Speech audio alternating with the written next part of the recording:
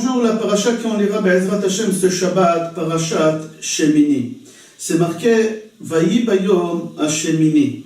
Rashi sur place dit le 8e jour. De quel 8e jour ici on parle? C'est le 8e jour au moment que Moshe Rabbeinu il était Kohen. Il faut savoir que Moshe Rabbeinu c'est lui qui était le premier Kohen Gadol. Pendant 7 jours, ça s'appelle Yemei Amiluim. Et le 8e jour, Vayehi Bayom Hashemini, le 8e jour ici de notre paracha, Moshe Rabbeinu il a transmis à son frère Aaron la Keuna. Et c'était un jour de fête, comme on va expliquer. C'est-à-dire qu'en réalité, le Beth Amikdash il a été construit bien avant le mois de Hadar. Mais Moshe Rabbeinu, il a commencé à être Kohen le 23 Hadar, Chav Gimel Hadar, pendant 7 jours, Chav Gimel, Chav Dalet, Chav Hei, Chav Vav, Chav Zain, Chav Chet, Chav Tet. Et le 8e jour, c'était Aleph Nissan, Rosh Chodesh Nissan, il a transmis la Keuna à son frère Aaron. Mais pendant ces 7 jours, depuis Chav Gimel jusqu'à Chav Tet Hadar, Moshe Rabbeinu, c'est lui qui était le Kohen Gadol. Moshe Rabbeinu, il a commencé le travail dans le Mishkan le 23 Hadar. En réalité, le Mishkan, il était prêt bien avant. Il était prêt déjà depuis le 25 Kislev. Hanouka, comme par hasard. Le 25 Kislev, il était prêt. Mais Moshe Rabbeinu, il n'a pas monté. Si on peut dire, il les a laissés, le Mishkan encore dans les cartons. Il n'a pas monté le Mishkan jusqu'au 23 Hadar, Chav Gimel Hadar. Et au mois de Hadar, le 23 Hadar, il a monté le Mishkan et il a commencé à travailler le 23 Hadar pendant 7 jours qu'on appelle ça Shivat Yemei Amiluim. Et après que Moshe lui-même, il était Kohen pendant ces 7 jours, Kohen Gadol, et il a transmis au 8e jour. C'est notre paracha Vayehi Bayom Hashini. Il se fut le 8e jour. Quel 8e jour? 8e jour de la Keuna que Moshe avait, et maintenant il a transmis à son frère Aaron. Il a transmis à son frère Aaron, à ses enfants. Et c'était le 8e jour, le mois de Nissan. Et il faut savoir que le jour que le Mishkan a été monté, c'est rapporté dans Gemara Shabbat, page Pei Zain. Là-bas, la Gemara dit que le jour même, le 8e jour que Moshe a transmis à Aaron, son frère, il y a 10 choses importantes qui se sont passées pendant ces 6 jours. On a déjà, le 8e jour, pardon. On a déjà parlé dans les cours précédents qu'est-ce qui s'est passé pendant, c'est quoi les 10 choses. Asara Atavot Ne'esu Be'otoyom. Et vous pouvez les trouver dans Gemara, Shabbat, page Pei Zain, Amoud Aleph. Ou dans les cours précédents, on les a dit. La Gemara Megillah dit que le 8e jour, c'était pour Akadosh Baruch Hu un jour de joie, comme le premier jour de la création du monde. C'est-à-dire quoi? Ici, dans notre paracha, c'est marqué Vayehi Bayom Hashemini. Et dans la Torah, c'est marqué le premier jour de la création, Vayehi Erev, Vayehi Boker. 2 fois, c'est marqué Vayehi, Vayehi. Akadosh Baruch Hu, il était content les jours de la création du monde. Et dans notre paracha, c'est marqué Vayehi, comme dans le premier jour de la création. Qui là-bas, c'est marqué 2 fois Vayehi, Vayehi. C'est-à-dire, Akadosh Baruch Hu, il était joyeux le premier jour de la création. Et Akadosh Baruch Hu, il était joyeux aussi le premier jour de sacrifice au Mishkan que Moshe Rabbeinu a fait. Le 8e jour, la Shrina, elle est descendue du ciel au Beth Amikdash. Qu'est-ce que ça veut dire ça? La Shrina, elle est descendue le 8e jour au Beth Amikdash. Moshe Rabbeinu, il a réussi à faire descendre la Shrina. Il faut comprendre qu'est-ce que ça veut dire que Moshe, il a réussi à faire descendre la Shrina. Dans les Midrashim, c'est rapporté sur le pasuk dans Shir HaShirim, Bati legani achoti kala. Bati legani, c'est rapporté dans le Midrash que la première fois que la Shrina elle est descendue au monde, c'était le premier jour de la création. Vayehi Erev, Vayehi Boker. Yom Echad, c'est le jour que la première fois que la Shrina elle descend sur terre. Et la Shrina, elle a quitté le monde à cause des péchés d'Adam Arishon. Elle a quitté la terre et elle est montée au premier ciel. Caïn, il a fauté, et la Shrina, elle est montée au 2e ciel. Enoch, il a fauté, et la Shrina, elle est montée au 3e ciel. Dora Maboul, ils ont fauté, et la Shrina, elle est montée au 4e ciel. Dora Aflaga, ils ont fauté aussi, et la Shrina, elle est montée au 5e ciel. Dor de Sédom, la génération des gens de Sédom, ils ont fauté, et la Shrina, elle est montée au 6e jour. Les Égyptiens, ils ont fauté à l'époque d'Avraham Avinu, et la Shrina, elle est montée au 7e ciel. Et la Shrina, elle est restée là-bas.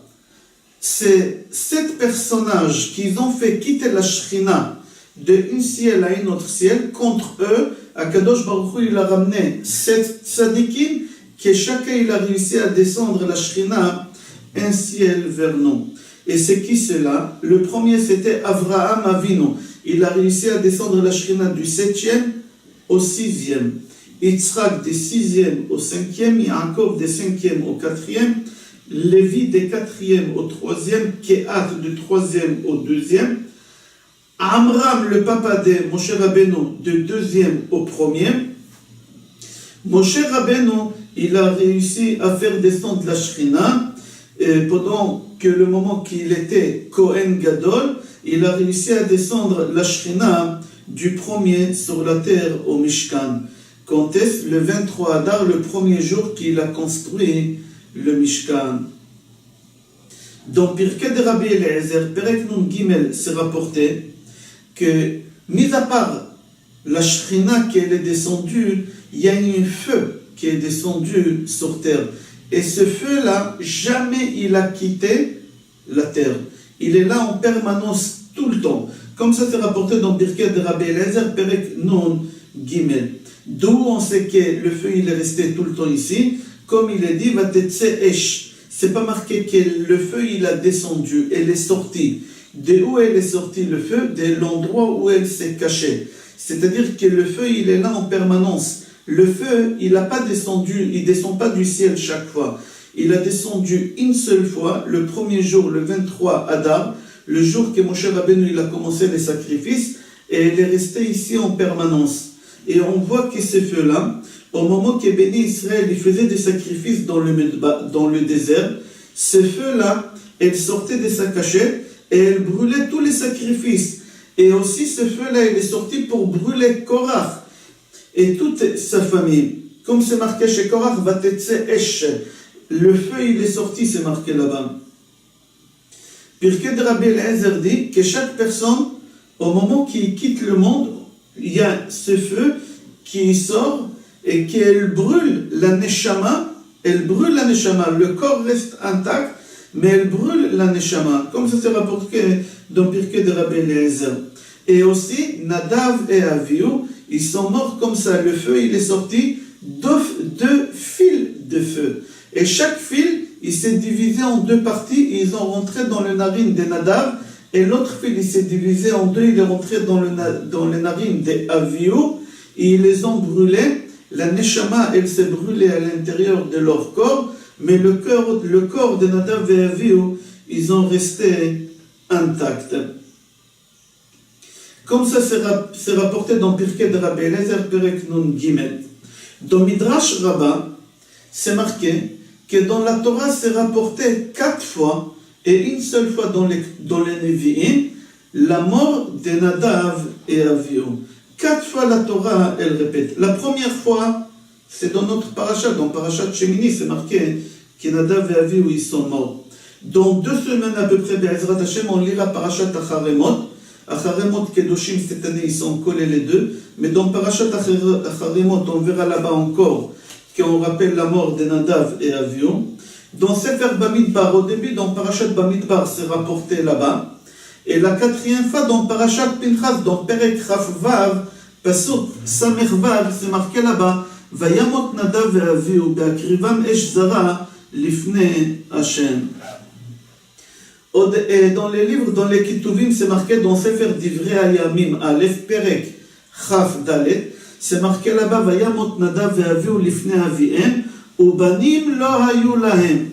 On voit 4 fois dans la Torah qu'on rappelle la mort de Nadav et Avihu, et une seule fois dans les écrits, dans les Ketuvim, dans Divrei Hayamim. Dans tous les endroits où c'est rapporté que Nadav et Avihu ils sont morts, la raison est parce qu'ils ont ramené une feu étrangère. Au Beth Amikdash, ils n'avaient pas le droit. Pourquoi la Torah, elle précise tout le temps, ils sont morts parce qu'ils ont ramené un feu étranger, ils sont morts parce qu'ils ont ramené un feu étranger. C'est pour nous dire, et faire un point très très fort sur ça, qu'ils sont morts uniquement à cause de ce péché, et on ne peut rien leur reprocher un autre péché. C'était des tzadikim, Nadav et Avihu, c'était des tzadikim gdolim. Ils n'ont fait aucun péché. Un seul péché ils ont fait, c'est parce qu'ils ont ramené un feu étranger, et c'est pour cela, la Torah, elle répète souvent la raison pourquoi ils sont morts. Rabbi Elazar Amodai dit, שלא יעלה על דעתך שיש עוד איזה עוון שהם עשו, חס ושלום, il ne faut pas que tu crois qu'ils ont fait encore un péché, mis à part ce péché, et nous on essaie de détourner ton attention vers le feu étranger. Pas du tout. Ils ont fait un seul péché, c'était des tzadikim, Nadav et Avihu. Dans le Midrash, c'est rapporté, Vayamutu lifnei Hashem. Est-ce qu'ils sont morts devant Hashem?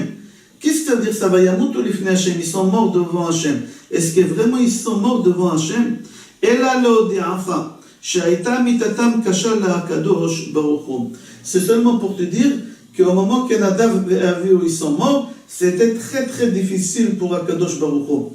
Et pas seulement Nadav et Avihu, chaque tzaddik, au moment qu'il meurt, c'est très très dur pour Akadosh Baruch Hu.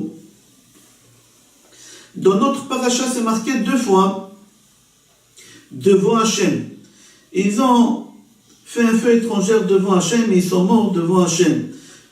Leodiacha she'aya kashe la'akadosh baruch hu ptiratam yoter me'aron atzmo.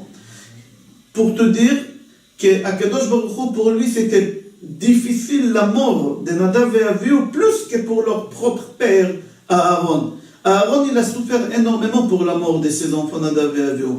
Mais pour Akadosh Baruch Hu, c'était encore beaucoup plus dur la mort de Nadav et Avihu. Je vous souhaite Shabbat Shalom, Bracha ve'atzlacha et Kol Tov.